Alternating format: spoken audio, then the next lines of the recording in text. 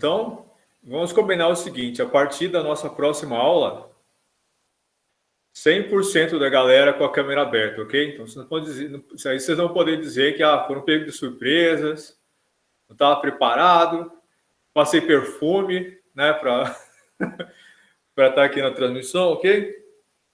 Vamos lá. Então, vejo que isso não é uma coisa à toa. Nós estamos tendo uma conversa. Lembre-se de todas essas nossas últimas aulas.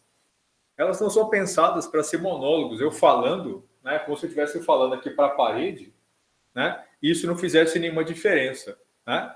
Eu não estou falando para mim, né? E a dinâmica desse tipo de exposição, ela depende da gente ter essa interação. Por exemplo, tu tá vendo vocês, né? Da gente estar interagindo, ainda que não verbalmente, mas algum tipo de interação é necessário.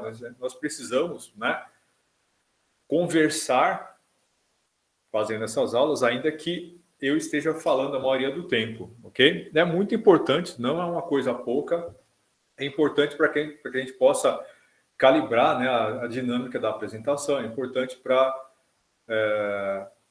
o processo de aprendizado de vocês também, né? O fato de que vocês não tornam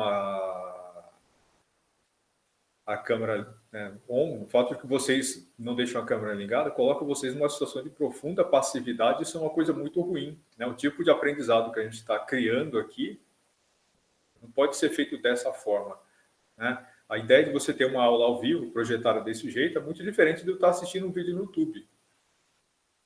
É muito distinto, é muito diferente. É muito possível que vocês peguem um vídeo no YouTube que às vezes ele seja mais completo, tenha mais informações, ele seja, né, pensado, editado, né, construído ao longo de muitas e muitas horas e dias para ser o mais informativo possível, no espaço mais curto de tempo, interativo, legal, com um monte de mídias, um monte de coisa. Né? Então, assim, se é para ter um aprendizado completamente passivo, né, dá para vocês buscarem outro tipo de material. Isso aqui que nós estamos fazendo é diferente, né? É uma aula, e essa aula é uma via de mão dupla, ela depende dessa interação. Então, é muito importante, né, que nós façamos isso. Então, quando eu peço para vocês ligarem a câmera, não é uma coisa, não estou carente. Isso é realmente algo que eu considero importante como ferramenta de aprendizado. Ok? Hein, Rodrigo? É isso. Eu acho que eu posso falar por mim, por você e para o Ricardo, que eu sei que é docente, que eu acho que é o sonho de todo professor de que a sala 100% participe, né, com as câmeras, porque a gente sofre quando fala sozinho. Sim, né? Mas veja que não é só a questão do falar sozinho, é que a gente está falhando muito no processo de construção de conhecimento, né, quando não há essa interação. Então vamos lá. Nossa segunda e última, né, aula sobre Durkheim. Nós vamos retomar aqui muito brevemente o conceito de fato social, depois vamos falar sobre objetividade científica, vamos falar sobre suicídio como fato social. É muito importante compreender o tema do suicídio na obra do Durkheim, para compreender o que ele pensa sobre ciência, sobre sociologia e sobre a sociedade humana. E no final, né, nós vamos falar sobre o episódio que eu pedi para vocês assistirem, lá o Black Mirror. Todo mundo viu? Todo mundo conseguiu ir atrás? Vocês assistiram?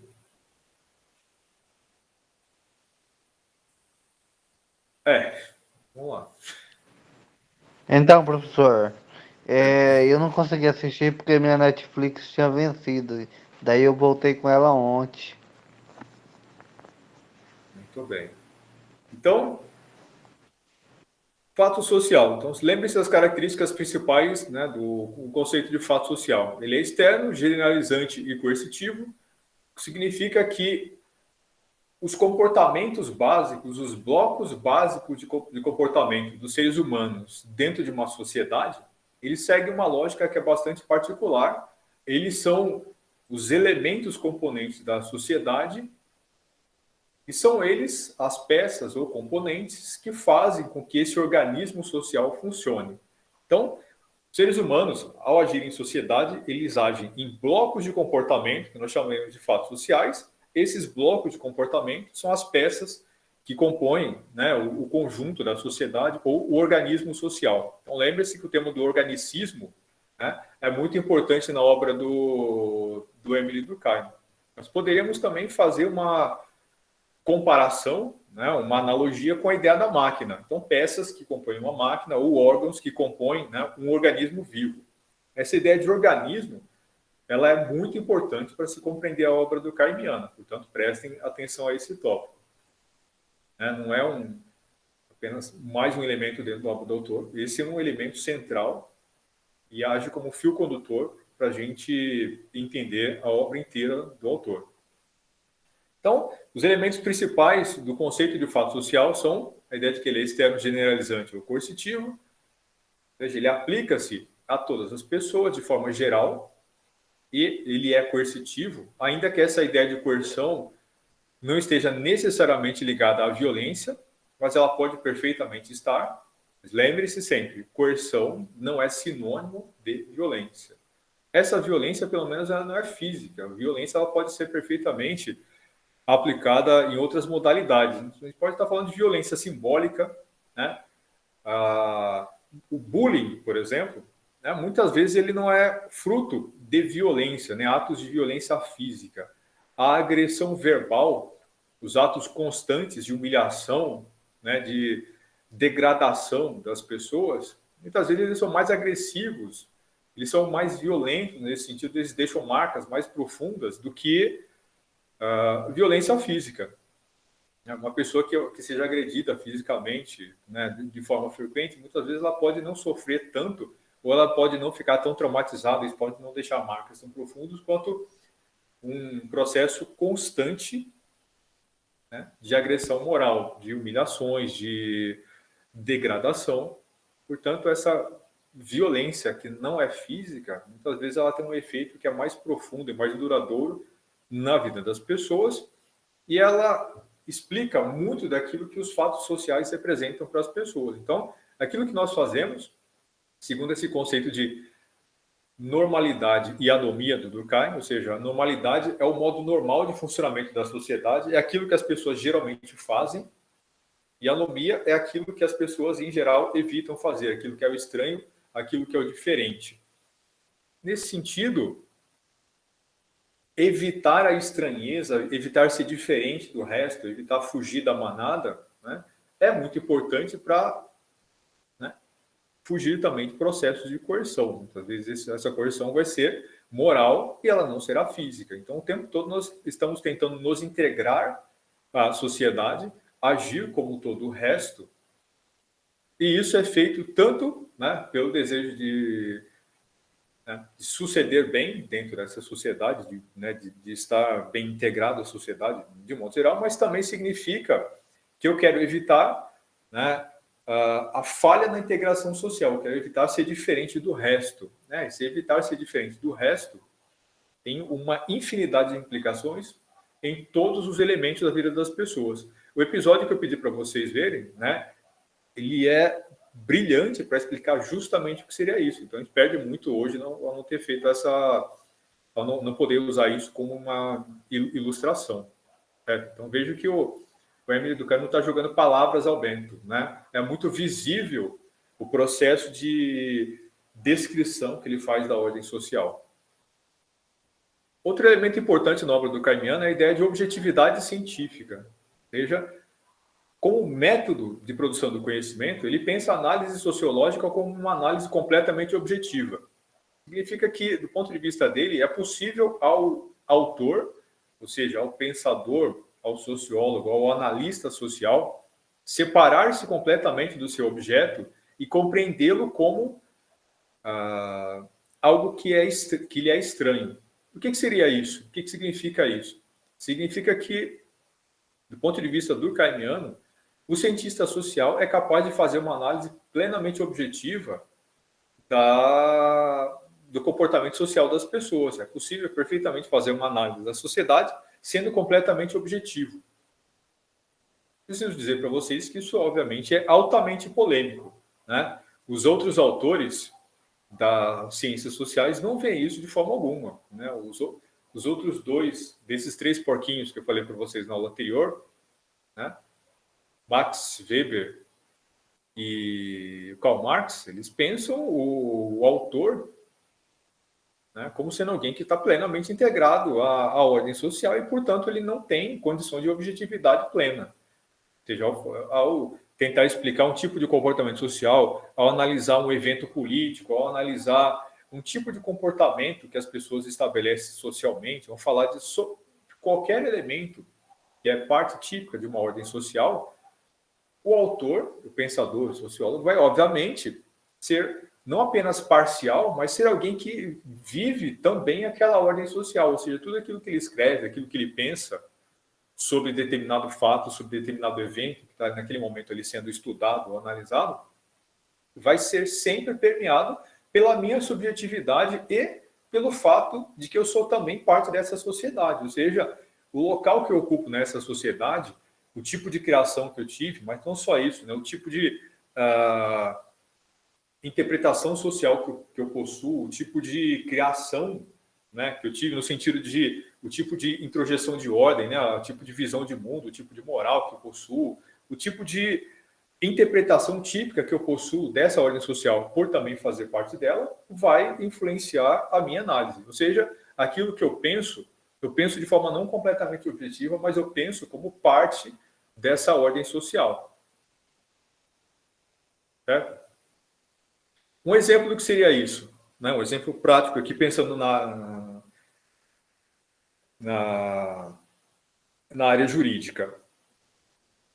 Vocês acham que temas que são levados diante de um juiz, ele tem condição de analisá-lo de forma completamente isenta do local que ele ocupa nessa sociedade, da formação que ele teve, do tipo de criação que ele teve, do tipo de casa que ele frequenta, dos amigos que ele tem?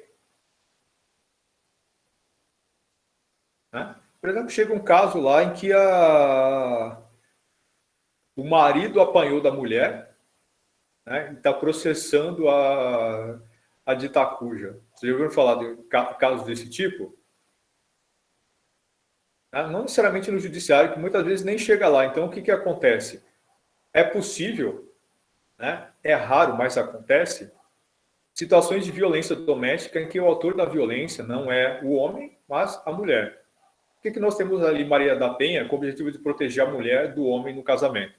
Que quase todos os casos de violência são cometidos por homens. Mas não são 100%. Há casos, embora eles sejam pontuais e esporádicos, de violência da mulher contra o homem, numa relação doméstica. E é muito comum que o homem tenha vergonha, né, de procurar ajuda por conta disso, né, por conta de agressões desse tipo, mas quando ele procura, o mais comum, né, são diversos relatos disso, né, em estudos, mas também anedóticos, que o sujeito, quando busca ajuda, ele chega na delegacia, o delegado tende a dizer o que para ele? O que vocês acham? O cara apanhou da mulher, vai procurar ajuda do delegado. O que vocês acham que o delegado vai falar?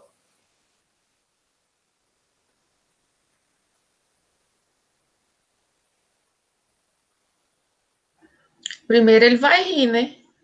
Exato. A tendência mais natural é essa. Mas por que ele vai rir?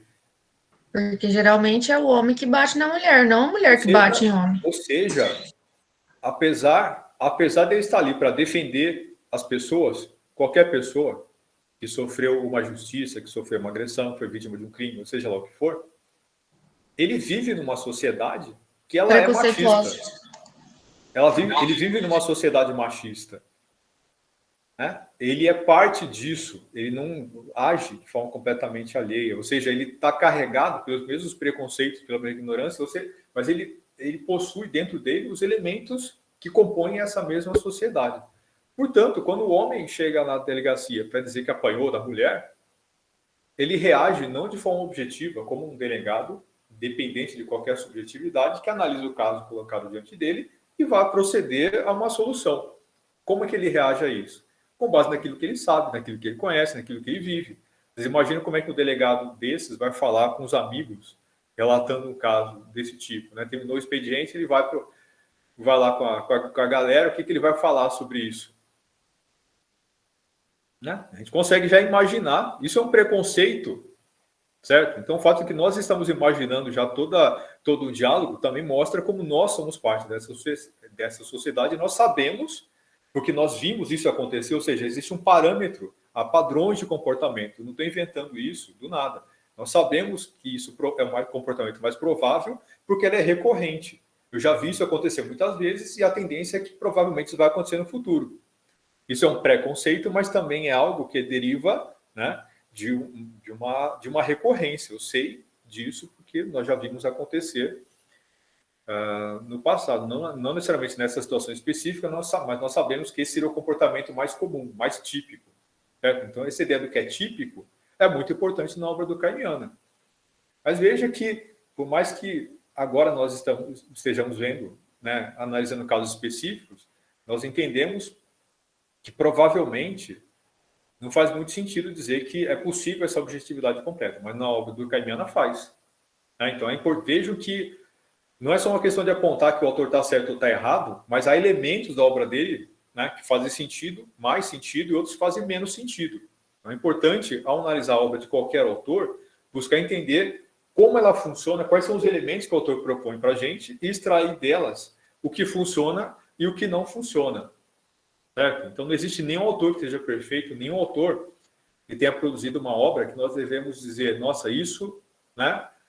Isso é o mundo é assim que o mundo deveria ser. Nada disso faz sentido. Ninguém é assim.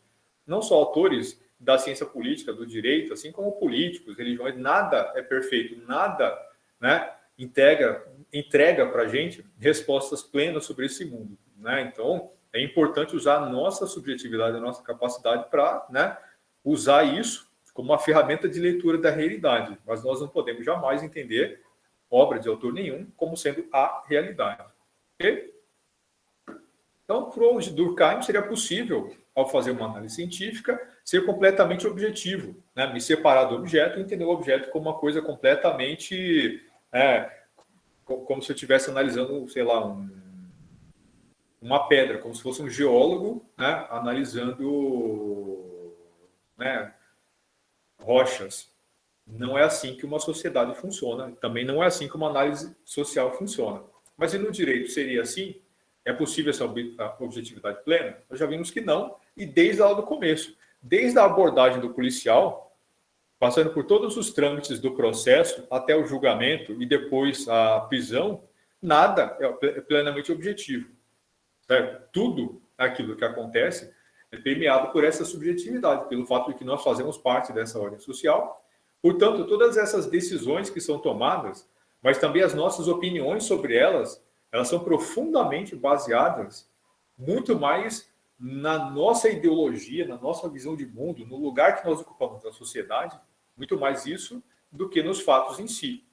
Então, quando vocês olham o jornal, quando vocês assistem o jornal, quando nós assistimos o jornal, vemos aí os fatos todos, né, do dia, quando nós vemos tudo aquilo que acontece à nossa volta, a nossa opinião sobre isso, né, é muito mais uma opinião acerca daquilo que nós já conhecemos, dessa visão do mundo já determinada, né, que nós temos, do lugar do mundo que nós ocupamos, da nossa ideologia, né, nós estamos muito mais repercutindo isso do que os fatos que estamos vendo. Então, é muito importante ter aprender, né, a fazer essa distinção, né, entender que aquilo que eu penso é a minha opinião sobre o que eu vejo, né, e essa opinião ela é completamente contaminada pelas coisas que eu tenho à minha volta, pelas conversas que eu já tive, pelas coisas que eu aprendo, né? Pode parecer bobagem, não só fazendo parênteses, mas pensem, por exemplo, no caso... Eu vou até evitar falar do caso brasileiro, porque senão a gente acaba entrando num debate apaixonado. Mas vamos falar, por exemplo, do caso norte-americano, né? Eleição do Trump, Biden, aquela coisa toda. Você vê, um país com um sistema educacional mais funcional do que o nosso, muito menos do que o europeu, mas mais funcional do que o nosso, ele chega a uma situação em que a sociedade norte-americana se racha e você tem uma quantidade imensa de pessoas dentro dos Estados Unidos, né, com acesso à educação, com acesso à informação mais livre que você pode imaginar, acreditando nas coisas mais estúpidas do mundo, teoria de terra plana, esses grupos do tipo QAnon, né? Então, você tem pessoas criando as teses mais estapafúrdias, mais absurdas, mais desprovidas de significado, e muita gente compra isso, né? Age como se essas coisas fossem reais, como se isso fosse parte do mundo real. Mas se você parasse para analisar qualquer uma dessas teorias, né? Sei lá, de que a Pepsi Cola usa fetos abortados como adoçante, né? Jorge Soros é a parte de uma grande conspiração comunista internacional que quer dominar o mundo. Todo esse tipo de doença mental que você vê esses grupos, né, passarem para frente. Se você parasse para interpretar esses dados objetivamente, qualquer pessoa veria que isso provavelmente não faz muito sentido. Mas o que explica que uma quantidade tão grande de pessoas, aí não estamos falando de um grupo pequeno, né, de um clubinho de pessoas, nós estamos falando de milhões de pessoas que entendem isso como uma verdade. Como se explica isso? Veja, então, elas não estão repercutindo, elas não acreditam no fato, elas acreditam na realidade que elas conhecem, elas acreditam numa visão de mundo em que os fatos não importam, elas têm, né, um tipo de visão de mundo que para elas é tão importante que os fatos não importam. Por que eu estou falando isso? Pense como isso influencia a área jurídica. O que é certo e o que é errado. Quem tem que ir para a cadeia e não tem. Vejam como isso explica, por exemplo, o tipo de afirmação: bandido bom é bandido morto. Né? Quem que é bandido, no final das contas? Né? Porque você está colocando muita coisa nesse mesmo balaio. Né? Quem que deve, por exemplo, quando nós agimos de forma a pensar no sistema penitenciário como uma masmorra e que as pessoas têm que ir lá para serem destruídas. Né? Por que nós temos essa visão? Isso vem de algum lugar, isso não é uma visão objetiva da realidade. Nós estamos repercutindo uma ideologia, né? Uma ideia de que há pessoas que não devem ter direito a ter direitos. Tem gente que tem que morrer. Né? E você dificilmente fala isso em voz alta, né? Em todos os ambientes. Mas quando você está perto de gente suficiente que pensa assim, né? Você vomita esse tipo de coisa. Né? CPF cancelado. Né? Aí, ó, fulano morreu, olha que bonito, olha lá, tentou acertar, morreu. Né?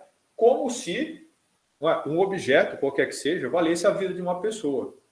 Né? Mas de onde vem isso? Né? Vem de uma visão de mundo. Né? Você está reagindo não a coisa em si, mas a uma visão de mundo profundamente arraigada. Vem de como a nossa postura diante do mundo é contaminada pelo lugar do mundo em que nós vivemos. Né? Que tipo de pessoa acha isso? Que tipo de vida, né, as pessoas que pensam esse tipo de coisa têm? Né? De onde vêm esses elementos? Vem da ordem que eu ocupo, vem do tipo de mundo no qual eu vivo, vem da minha completa falta de empatia em relação ao outro, porque eu não experimento o outro, a vida do outro, né? Eu não compreendo o outro. Né?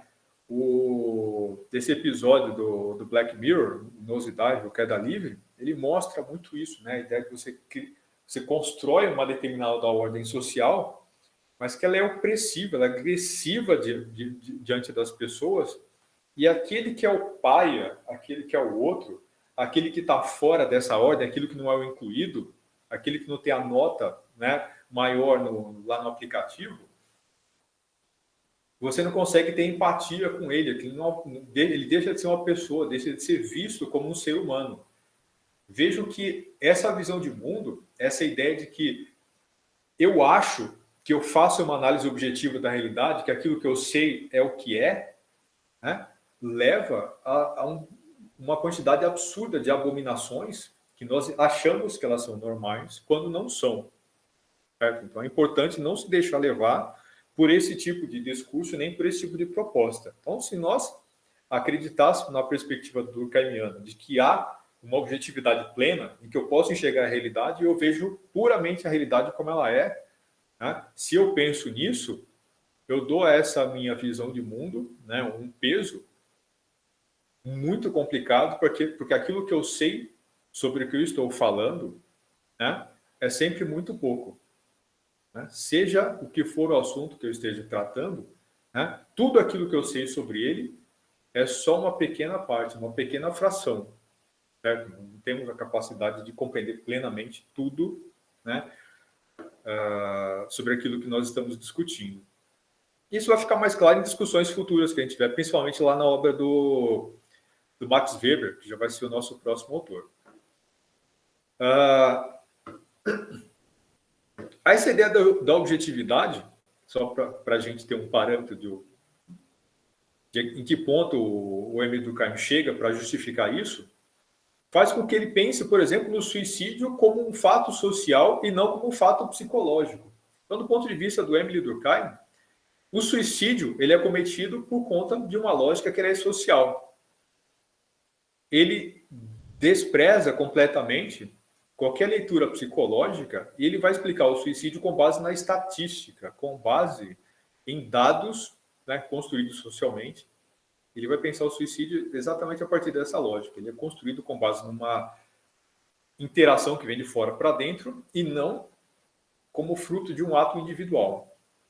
Então, para ele, né, para o Émile Durkheim, o suicídio é um fato social. Então, lembre-se, o Émile Durkheim ele tem um livro chamado O Suicídio, que é um dos livros mais importantes da obra desse autor, para a gente entender o método, né, a construção do método sociológico durkheimiano. Então, para ele, o suicídio é um fato social, que, portanto, ele é externo, generalizante e coercitivo.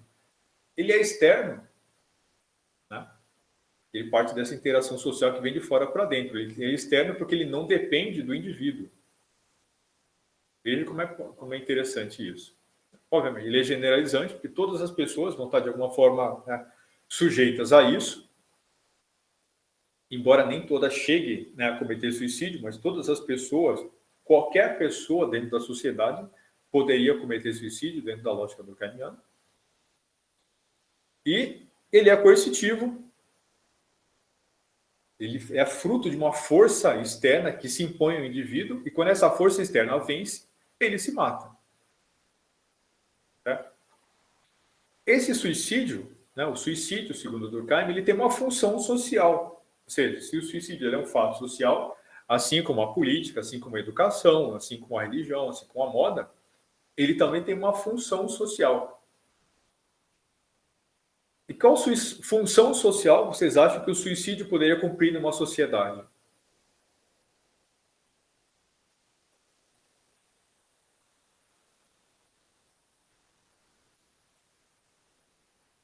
Como assim, para ter função social?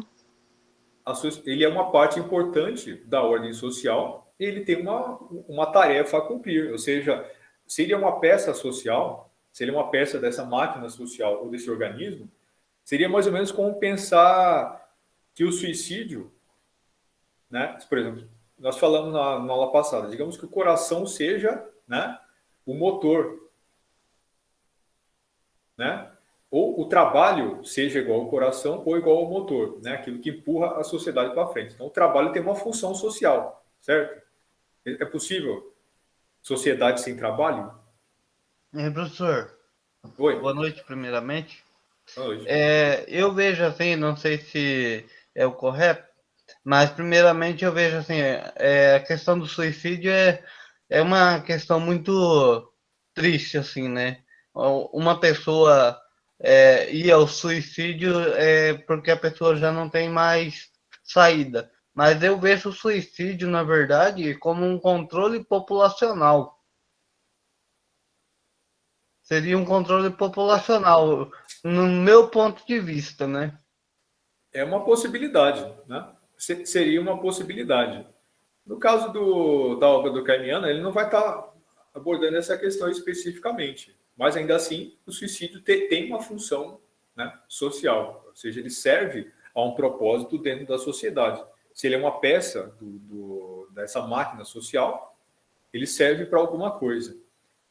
Na lógica durkheimiana, ele serve, né, nós poderíamos interpretar dessa forma, para, por exemplo, eliminar os elos fracos da sociedade, né? Todos aqueles que se dobraram, né?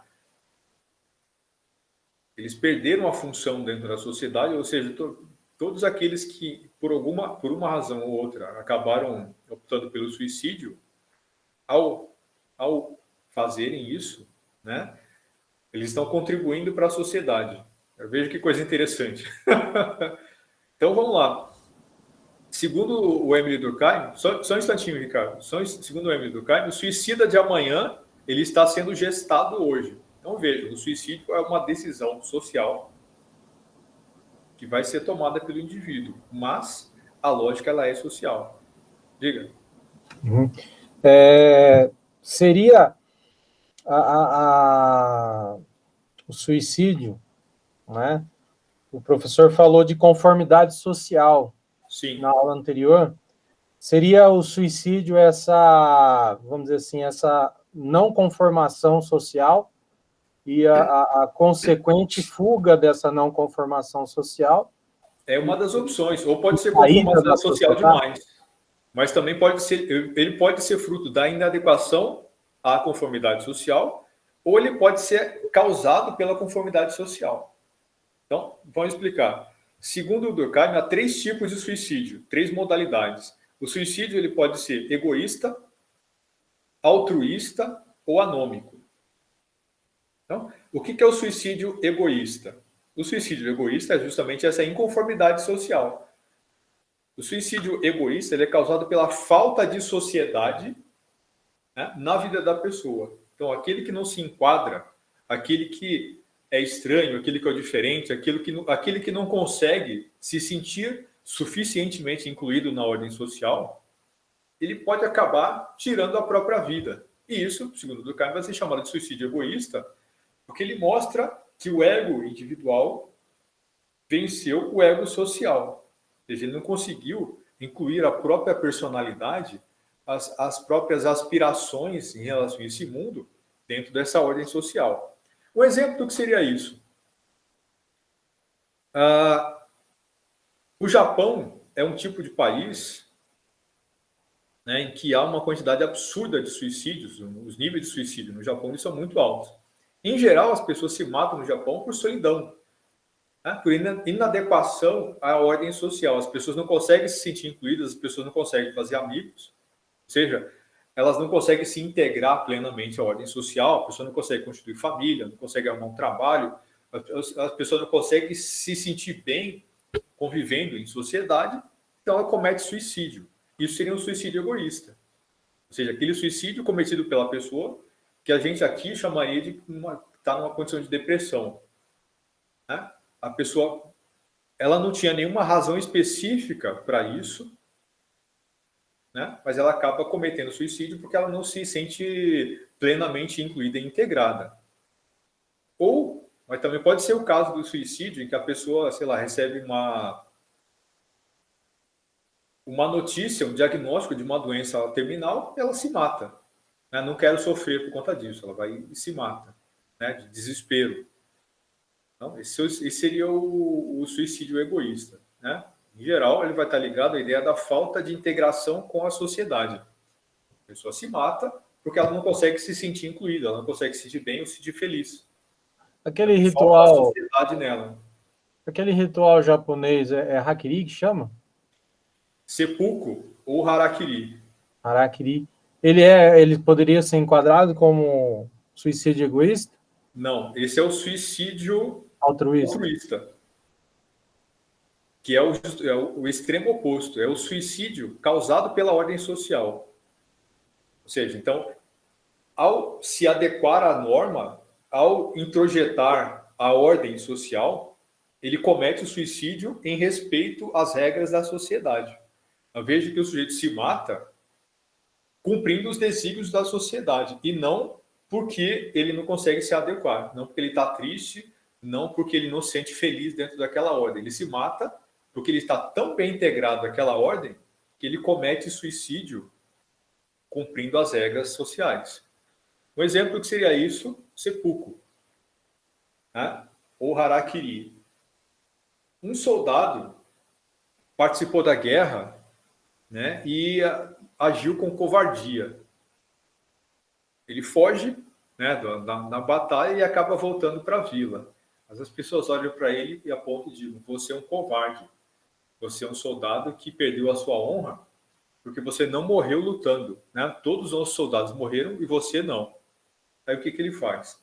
Para recuperar a honra, Então, veja, ninguém obriga. Ninguém vai obrigar ele a fazer isso. Ele não vai ser morto pelas pessoas, né? Se ele simplesmente fugir. Ele pode perfeitamente ir embora. Ele não vai ser preso. Ele pode escolher pegar as trouxinhas de roupa e ir embora para onde ele quiser. Se eu vou para um lugar que as pessoas não me conhecem e não sabem o que eu fiz. Mas ele não vai fazer isso. Ele vai vestir a sua melhor roupa, pegar, né, uma adaga, né, uma espadinha curta, cortar as tripas, né? Ele vai se colocar de joelhos, né, num lugar público, vai cortar as tripas e morrer uma morte excruciante, lenta, agressivamente dolorosa, vendo as tripas caídas no chão, né? E ele vai fazer isso por vontade própria. Ninguém vai mandar ele fazer isso. Ele vai escolher fazer isso. Ele tomou uma decisão consciente de cometer um suicídio para recuperar a própria honra diante daquela sociedade. Esse é um suicídio cometido por conformidade social. Diga. Assim, ninguém vai mandar ele fazer isso de forma pessoal, assim, né? Uma pessoa. Sim, não há uma ordem legal. Vai acontecer a coerção social. Isso. É por isso que ele é um fato social. Ele é coercitivo. Ele é obrigado a fazer isso, não por uma lei. Mas veja, ele podia ter colocado uma trouxa nas costas e ir embora. Eu vou para uma vila que fica do outro lado do país. Por que ele não vai fazer isso? Porque ele sabe o que fez. Aí é que está a conformidade social. Ele vai se matar não porque as pessoas vão ficar julgando, porque ele vai ficar se julgando. Ele não consegue viver, né, sabendo o que fez, tendo cometido um ato contra a honra, contra a própria honra e contra a sociedade na qual ele viveu. Por estar tão introjetado, né, nessa ordem social, por ter, enfim, por acreditar profundamente nesses valores, ele vai cometer o suicídio em nome desses valores. Não porque as pessoas vão ficar olhando para ele. Mesmo que ele não tivesse ninguém olhando, digamos que a vila inteira tenha sido morta, né? Os soldados daquela vila, todos foram mortos. Aí os soldados invasores invadiram, né, a cidadezinha, a vilinha, mataram todos os homens, levaram todas as mulheres, estupraram, depois mataram todas elas e foram embora. Ele chega na vila, a vila está queimada, não tem nada lá. Ele vai cometer o suicídio, o ritual, sendo que não tem ninguém mais para saber o que aconteceu? Sim, ele vai. Porque ele sabe. Ele sabe. Então, o suicídio altruísta é isso. Outro exemplo de suicídio altruísta isso não acontece mais hoje, mas acontecia até o começo do século XX, por exemplo, no Alasca, né, entre os esquimó. Quando uma pessoa chega numa certa idade, ela é um peso. Veja que na sociedade esquimó, na sociedade inuit, na verdade, enquanto ela ainda era relativamente aculturada, né, então, enquanto a sociedade ela ainda não tinha sido ocidentalizada, do jeito que aconteceu quase completamente hoje, ela tinha uma integração com a natureza que era muito forte. Então, veja, a gente está falando aqui do Polo Norte, né, do Alasca, no extremo norte do planeta, que a vida ali é extremamente complicada. Você sobreviver naquele tipo de ambiente depende de uma integração social muito forte, muito poderosa, porque você depende dos outros para viver. Ninguém consegue viver sozinho numa condição como aquela. Você depende de cooperação social para que a vida ali seja possível, porque as condições são muito extremas. Então, uma série de regras sociais que são uma questão de vida e morte. Por exemplo, quando uma criança nasce, eles preferem que seja um menino, né? Porque o menino pode trabalhar para caçar, né? Por exemplo, para sustentar os pais, enquanto os pais estiverem começando a envelhecer e tiverem dificuldade para caçar. Então, uma condição tão extrema, você não consegue ter uma boca a mais para sustentar se ela não tiver capacidade de também contribuir muito rápido. Então, como mulheres não caçam, elas são vistas como um peso maior do que uma fonte de cooperação social, do que como algo que agrega a família. Então, o que acontece ali? As meninas, quando nasciam primeiro, os pais, né, viam que era uma menina, lamentavam, enchiam a boca dela de gelo e colocavam, né, do lado de fora, no frio, para ela ter uma morte rápida. Né? Então, vocês vejam o conceito de normalidade. Né? Isso é normal? Ô, professor, só uma dúvida. Naqueles casos onde, vamos supor um exemplo, o homem vai lá e ele mata a própria família, ele acaba se matando. Como é classificado esse tipo de suicídio? Egoísta.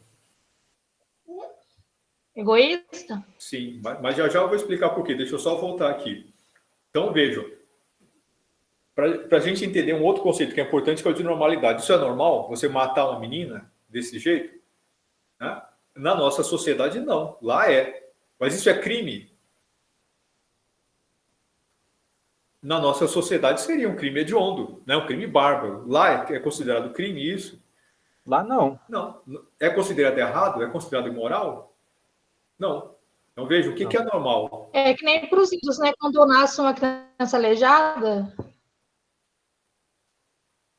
na sociedade antiga, antes eles faziam isso, não é? Dependendo da sociedade indígena, né, é possível.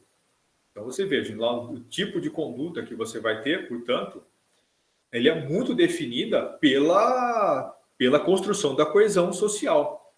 Então vejam, estou falando aqui do suicídio, mas veja como isso serve para exemplificar todo tipo de coisa que a gente pode imaginar. Por exemplo, quando a gente pensa aqui em crimes, essa primeira etapa do que eu estou falando sobre os esquimós, por exemplo, o assassinato, a morte dessas meninas, lá não é assassinato. Mas por que isso é feito? Porque as condições são muito extremas. Então, os homens, né, são mais desejáveis do que as mulheres, porque eles estão mais capazes de trabalhar e, portanto, promover ali a continuidade daquele grupo. Mas o que acontece quando esse mesmo esquimó ele envelhece?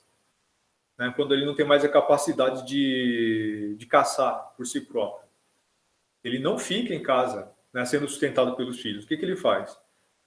Comete um suicídio altruísta. Ele vai embora, procura um urso polar para ser comido, né? Porque o corpo dele não pode ser desperdiçado. Né? Por exemplo, ele não vai ser enterrado. Né? Ele vai se deixar, né, se devorar por um urso polar ou por alguma criatura da região, para que depois esse animal possa ser caçado e alimentar a comunidade. Veja, ele decide cometer esse suicídio quando ele sabe, quando ele sente que não tem mais capacidade de contribuir com a sociedade. Ele não fica triste porque ele está fazendo isso, ninguém vai obrigá-lo a fazer isso, mas ele faz, né, por conformidade com a ordem social. Né, por ter introjetado os princípios, né, daquela sociedade de forma muito poderosa. Ele vai se deixar matar por uma criatura porque isso é importante para o coletivo. Não? Então, cometer suicídio, segundo princípios sociais, segundo a moral da sociedade, segundo aquilo que é importante para a sociedade, é um suicídio altruísta. Então, o esquimó que comete suicídio para não ser um peso para a família, um samurai, né, que comete suicídio para recuperar sua honra, o fazem em nome da sociedade. Portanto, isso é um suicídio altruísta. Ele se mata não por conta dele, não por uma razão que seja dele, particular, própria, subjetiva, mas porque isso é importante para a sociedade. Ficou claro isso? A diferença entre suicídio egoísta e suicídio altruísta? E a terceira modalidade de suicídio é o anômico. O suicídio em tempos de crise. Esse tipo de suicídio explica, por exemplo, o surto de suicídios que nós vemos em contexto de crise social e de crise econômica. Por exemplo, na crise econômica de 1929, houve um surto de suicídios em praticamente todos os países ocidentais ou todos os países que foram influenciados pela crise. O que aconteceu aqui? A desordem social e econômica foi de tal ordem que um grupo muito grande de pessoas sentiu-se completamente desarvorado, né? Separado, incapaz de se integrar ao conjunto da sociedade, porque a ordem desapareceu, a ordem econômica leva a uma crise social, uma crise familiar, leva a uma crise na religião, leva a uma crise em diversos outros elementos da sociedade. Então, esse impacto agiu como uma bola de neve e levou a que uma quantidade muito grande de pessoas acabasse se suicidando. Como é que o Durkheim chama isso? Suicídio anômico, suicídio típico de período de crise, né? Então, em geral, crises levam a surtos, picos enormes de suicídios nos países. Então, veja, lá no começo eu falei que para o Durkheim o suicídio ele é explicado através das estatísticas. Por que ele fala isso? Porque segundo o estudo que ele fez, né, isso está escrito lá nesse livro, O Suicídio, as sociedades têm uma disposição definida ao suicídio, ou seja, todas as sociedades do mundo possuem suicidas. Essa é uma coisa. Segundo, analisando estatísticas de diversos países diferentes, segundo ele, a taxa de suicídios ela é mais ou menos permanente ao longo do tempo. Com poucas variações, a taxa de suicídio em cada país tende a seguir números muito próximos, ano após ano. Segundo, a taxa de suicídio ela é diferente de sociedade a sociedade, de país para país. Então, por exemplo, no Japão, nós temos uma taxa de suicídio muito mais alta do que a brasileira. E ela é muito mais alta permanentemente, ano após ano. Então, nós temos uma taxa de suicídio média no Brasil, que se repete todos os anos, e uma taxa de suicídio média no Japão, que é bem mais alta, mas ela permanece nesse nível mais alto todos os anos. Segundo Durkheim, isso seria uma prova de que o suicídio é construído socialmente, com base numa ordem social, e não com base numa decisão pessoal, numa decisão subjetiva de cada pessoa. Ele vai analisar o fato de que toda a sociedade constrói as condições para que o suicida possa existir e, portanto, toda a sociedade tem uma disposição definida para o suicídio, segundo um determinado padrão, segundo determinado índice, que vai ser sempre permanente ao longo do tempo, a não ser nos casos de crise. Que aí você tem uma taxa de suicídio média, aí você tem uma crise econômica muito grave.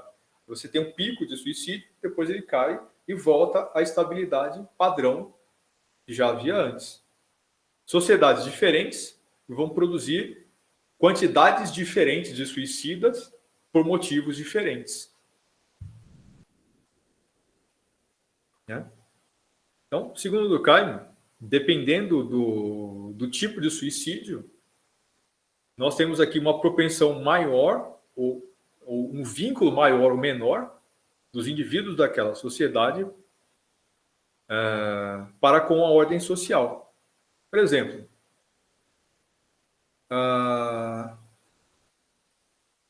numa sociedade como a indiana, né, os índices de suicídios são bastante baixos. Mas é uma sociedade muito mais extrema do que a nossa em muitos sentidos, inclusive na questão da pobreza. Então, nós temos, no caso brasileiro, uma quantidade muito grande de pessoas que sente uma inadequação social muito grande, né? Isso acaba, né, as predispondo, né, ao suicídio egoísta. Mas numa sociedade como a japonesa, que é uma sociedade rica, né, uma sociedade onde os problemas típicos de sociedades miseráveis como a nossa, uma sociedade como a japonesa, ela também é propensa, né, muito ao suicídio egoísta. E vejo que a sociedade indiana ela não é. Mas a sociedade indiana ela é muito mais extrema do que a sociedade japonesa. Por exemplo, por que o japonês ele se sente triste por não ser incluído socialmente? Então, vamos pensar aqui em exemplos. O menino japonês, veja que lá eles têm um nível de coesão social por ordem econômica que é muito estável, né? Então, há pouca desigualdade social. Então, de um modo geral, a pessoa que trabalha no Japão, ela é de classe média, né? Ter um emprego no Japão, olha, isso vem mudando no mundo inteiro, mas até outro dia, ter um emprego no Japão significa ter acesso a praticamente qualquer coisa, né, que a pessoa queira. Ela pode viajar aqui e ali, ela pode ter a vida dela com certo conforto, ou seja, ter um emprego significa ter uma vida tranquila, né? Então, por exemplo, ter os filhos, colocar na escola, né? Segurança, saúde, ter praticamente tudo ali resolvido. Só que aí os meninos do Japão, né, meninos e meninas, quando eles terminam a escola, eles precisam fazer uma espécie de vestibular que vai definir se eles vão para a faculdade ou se vão para o ensino técnico. Quando ele não consegue passar para ir para a faculdade, você tem aqui uma primeira onda, um surto muito grande de suicídios, porque isso significa que a vida dele está ferrada ali completamente, não conseguiu passar na faculdade. Agora veja, compare isso com viver numa casta inferior na Índia.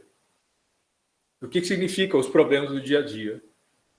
Né? Aí esse mesmo menino japonês, ele fica triste porque, sei lá, ele vai no bar, ele tem vergonha de falar com as meninas.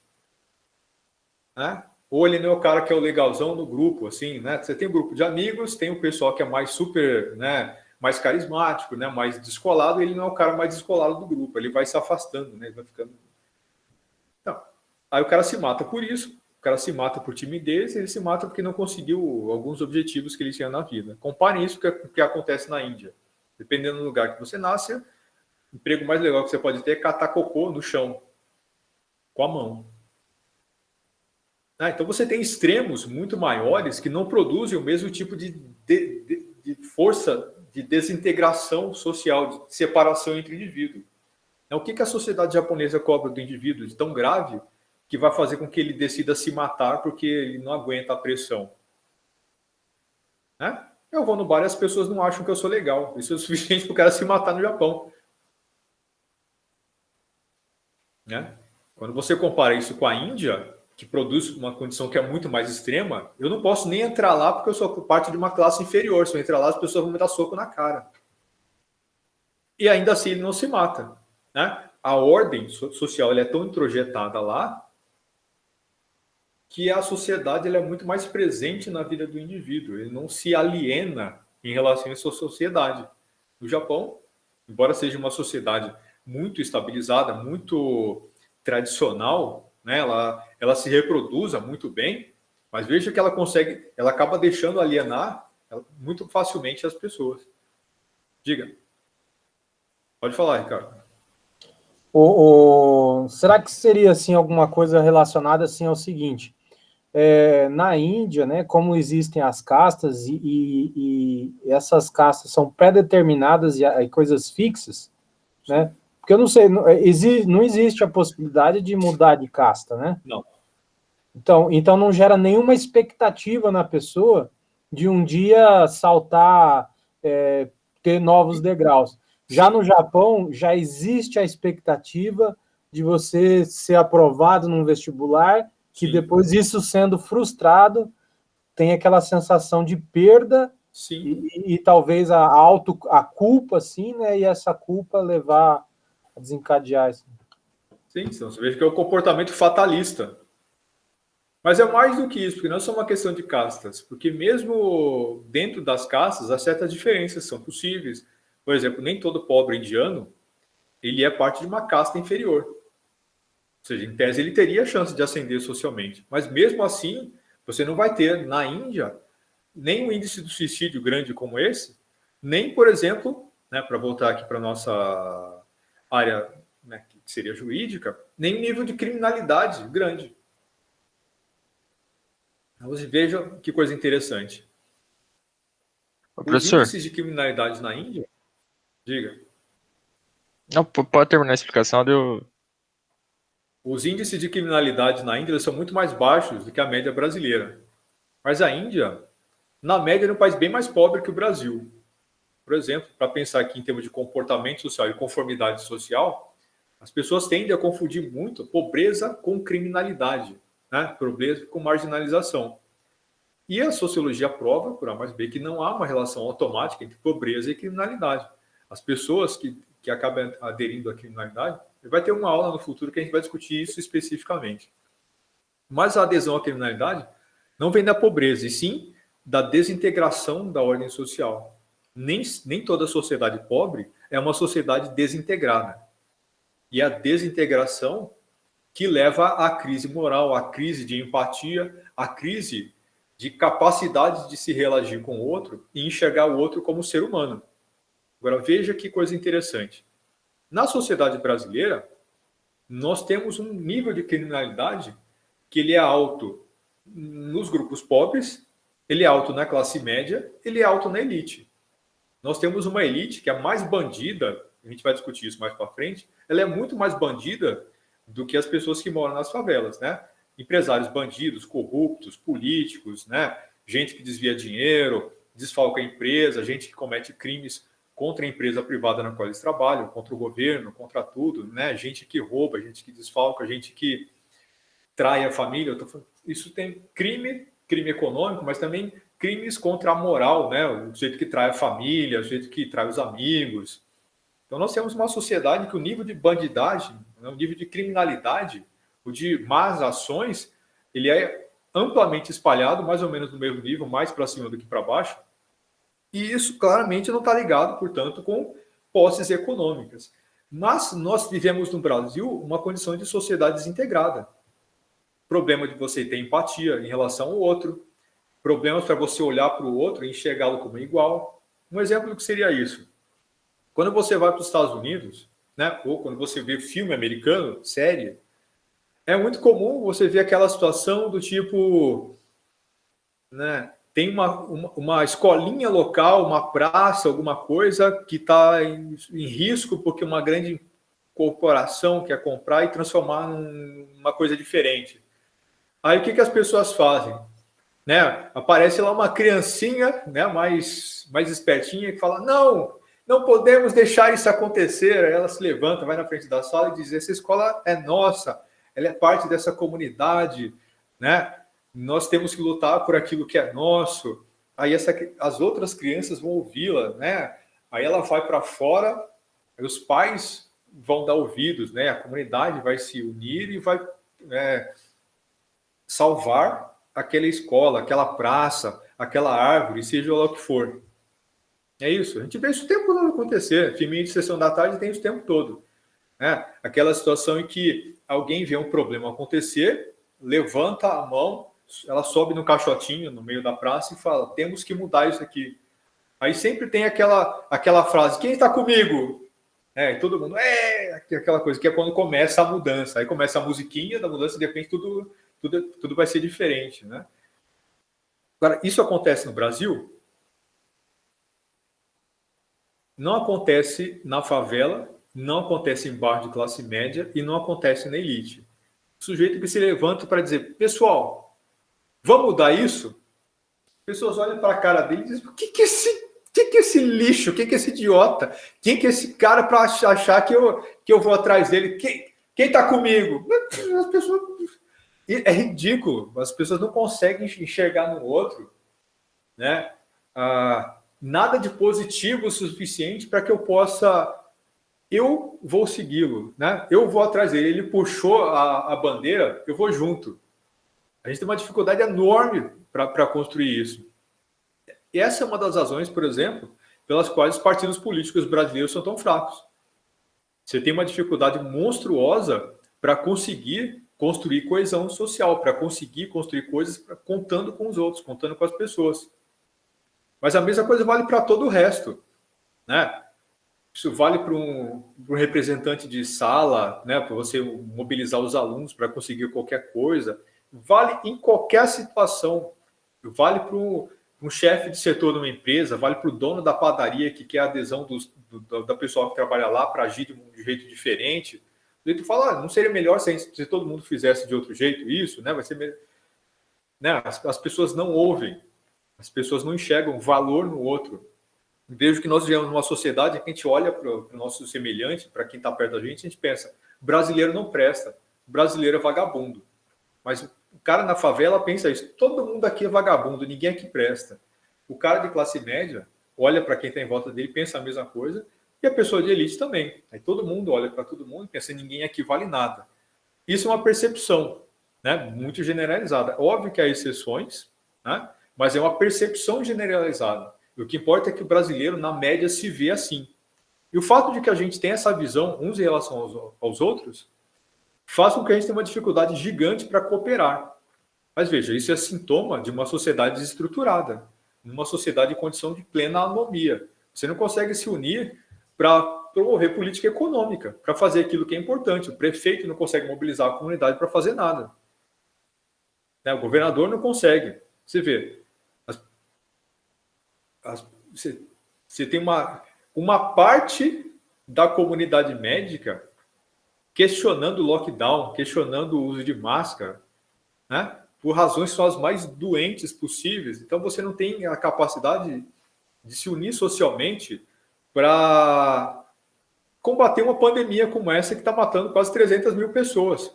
É a coisa mais óbvia do mundo, que outros países já fizeram, né? Nova Zelândia, né? E outros lugares que virtualmente acabaram com a pandemia. Não tem mais ninguém lá com medo de morrer dessa doença, porque você não tem mais a doença lá. Faz um lockdown violento, ninguém sai de casa, quem sai vai ser preso, 3 semanas. Você acaba com o ciclo da doença, pronto, não tem mais doença. Todo mundo que sair vai ter que usar máscara, necessariamente, tomar a vacina o mais rápido possível, mas bastaria fazer um lockdown rigoroso, pronto, você acaba com a doença. Mas a gente tem uma dificuldade tão grande de respeitar o outro, de entender a importância de adotar um comportamento socialmente adequado para todo mundo.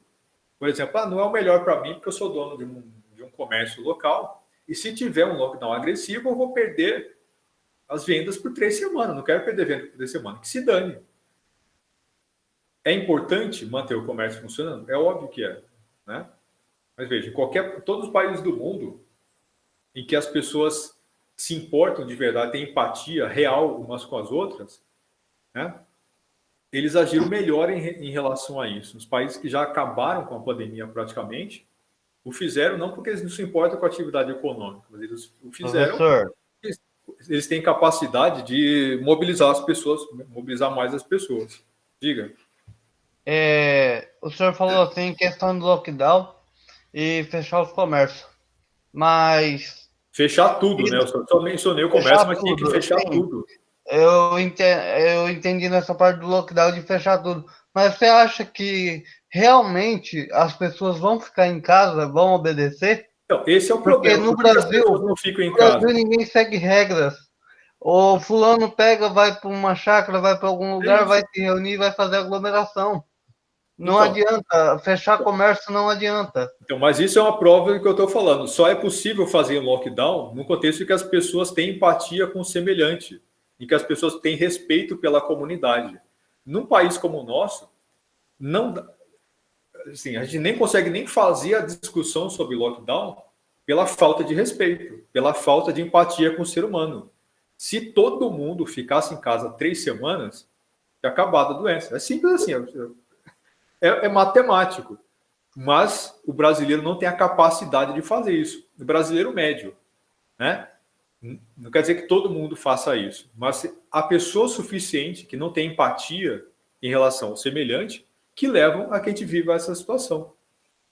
Agora, vejam como isso se aplica. A mesma razão pela qual o lockdown não funciona é a razão pela qual nós temos uma criminalidade tão elevada no Brasil. É a razão pela qual nós temos uma corrupção política tão elevada no Brasil.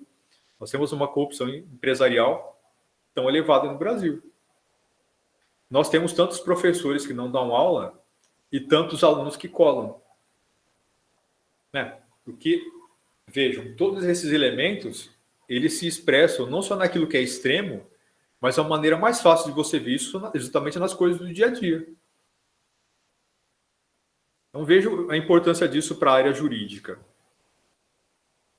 Né? Então, o que é lei, o que é certo e errado, como funciona o sistema jurídico, como é que a polícia funciona ou deixa de funcionar, por que acontece o que acontece nos julgamentos, por que certas leis são aprovadas e outras não, por que as pessoas reagem do jeito que reagem às decisões judiciais, por que acontecem esses memes aí nas redes sociais em relação a decisões, né, tecnicamente polêmicas aí do Supremo ou decisões polêmicas aqui próximas da gente.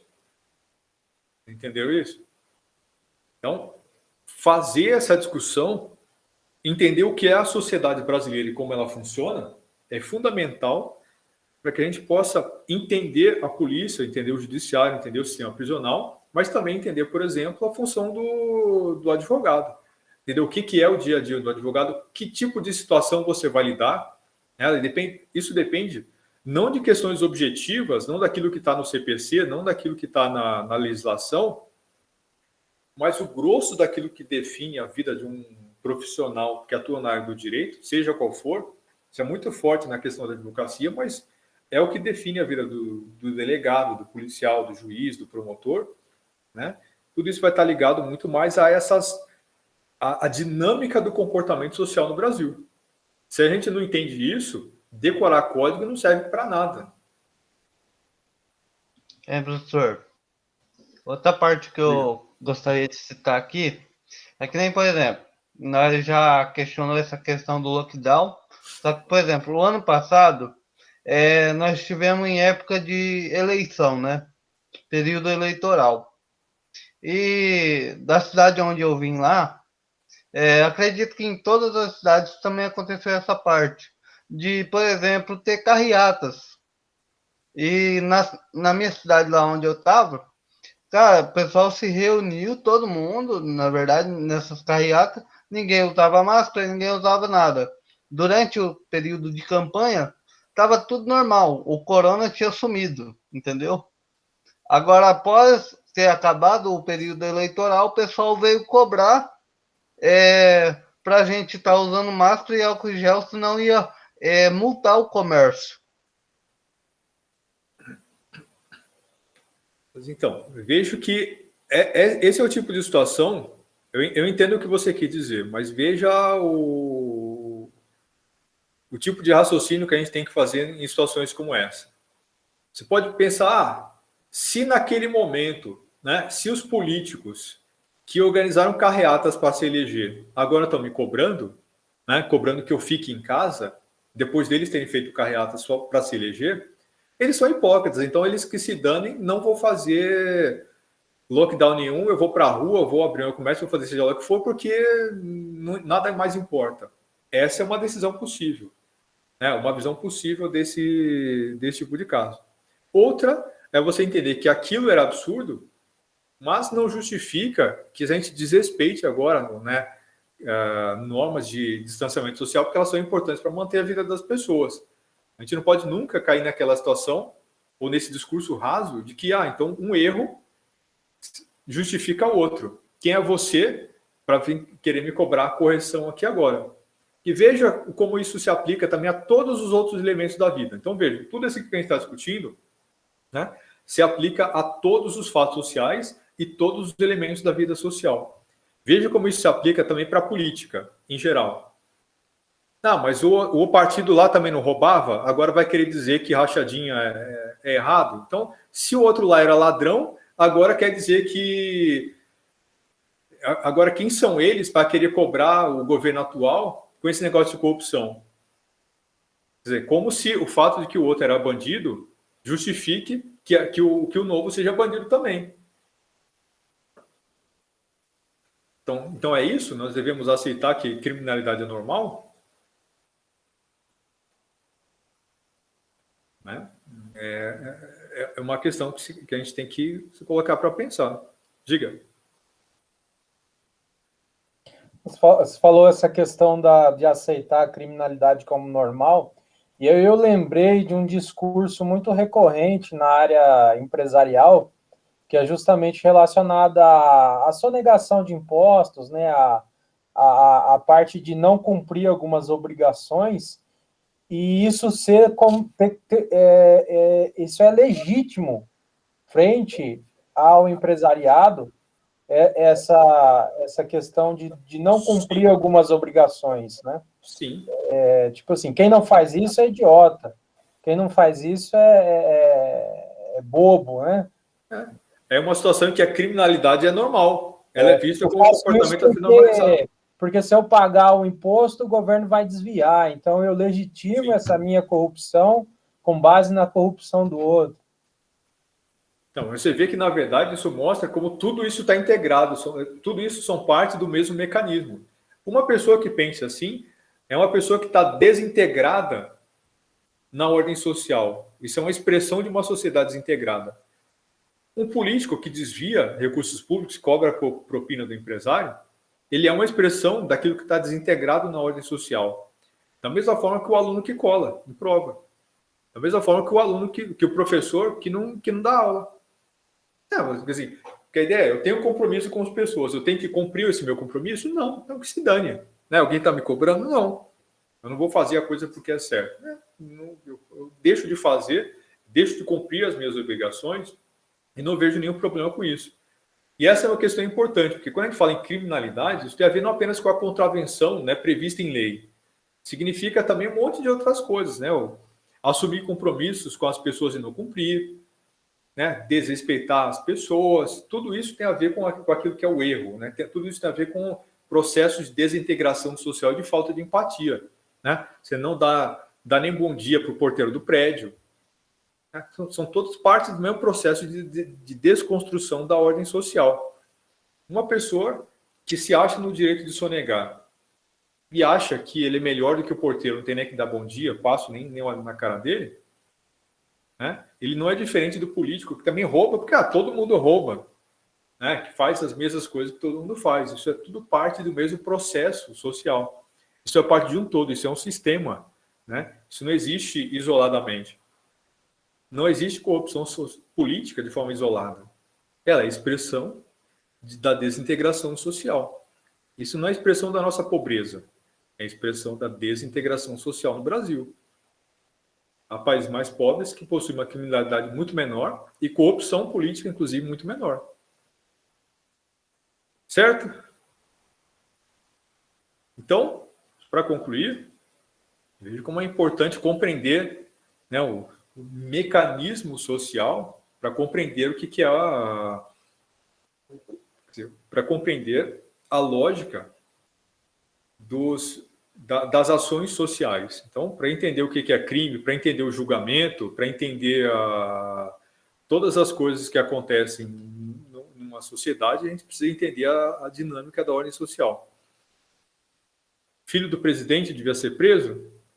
Então, também, mas não só ele. Entenda que tem um monte de outras coisas erradas que a gente vê aparecendo todo dia, né? E nada disso vai para frente. O filho do presidente, o presidente anterior, o anterior também, todos eles, né? Isso devia ser uma não discussão. Você tem as provas, tem lá tudo apontado. Claramente você já devia ter um encaminhamento disso. O problema é que a gente não tem nem a cultura da punição, né?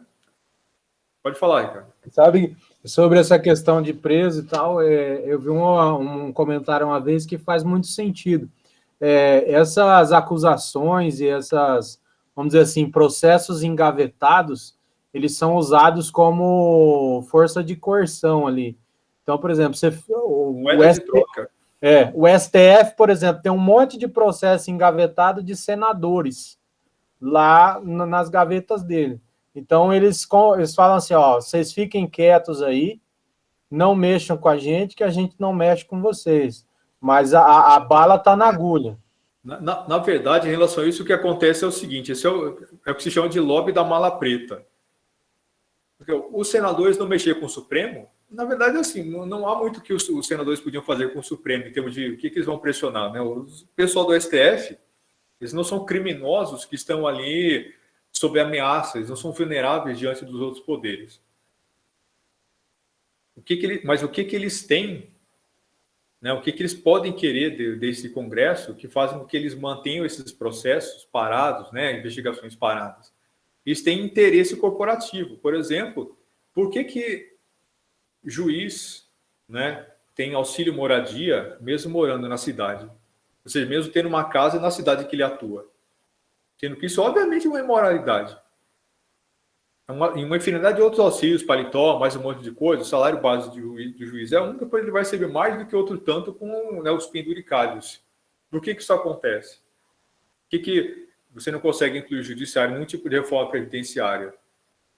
É aí que é a moeda de troca, né? Você quer colocar o judiciário na reforma previdenciária, então peraí, o cara puxa, né, a gaveta com os processos e põe em cima da mesa, vamos conversar. Né? Aí a conversa não vai para frente, aí, né, os caras tomam uma pinga, né, brinca, se diverte, pronto, põe os processos na gaveta e vai embora. A pressão que o judiciário brasileiro faz é nesse sentido. Né? A corrupção do judiciário é uma corrupção que é legalizada. Né? Você não precisa nem roubar o dinheiro, você pede que o Congresso dá. Né? Você pede esse monte de valores completamente absurdos, nem outro tipo de brasileiro tem acesso, o cofre público vai pagar, porque esses recursos não são negados. Porque quem tem o poder de impedir isso, né, está numa posição de vulnerabilidade, porque eles são bandidos, estão sendo presos. Né? Pode ter qual risco de ser preso. Penduricário de salário, exatamente. Mas vejam, onde é que está escrito isso na lei? Né? Onde é que a gente consegue enxergar isso lendo a Constituição? Como é que você consegue enxergar isso lendo o CPC?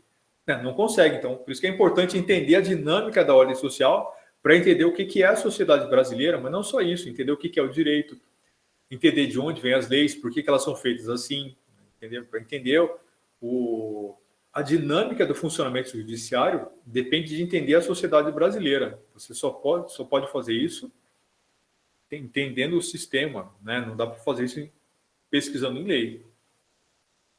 Certo? Então, daí a importância de fazer a leitura desses autores, né? Entender de onde vem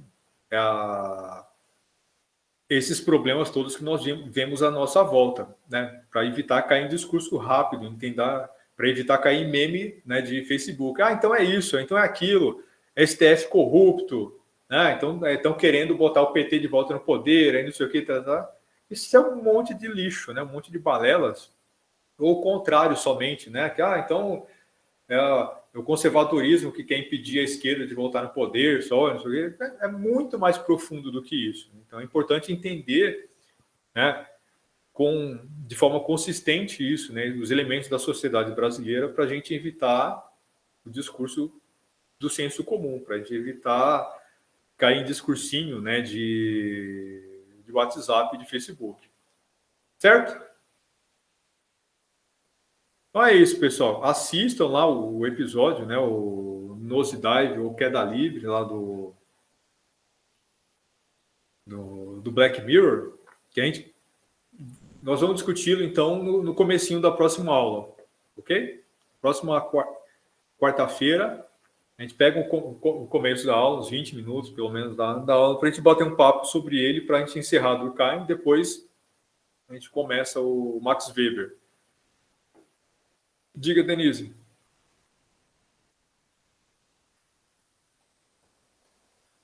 Denise levantou a mão e pode falar.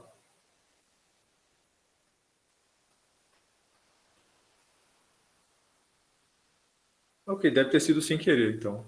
Então é isso, pessoal. Tchau, tchau e até sexta-feira. Até a próxima aula. Boa noite, professor. Boa noite. Boa noite. Boa Tchau, noite, tchau. professor.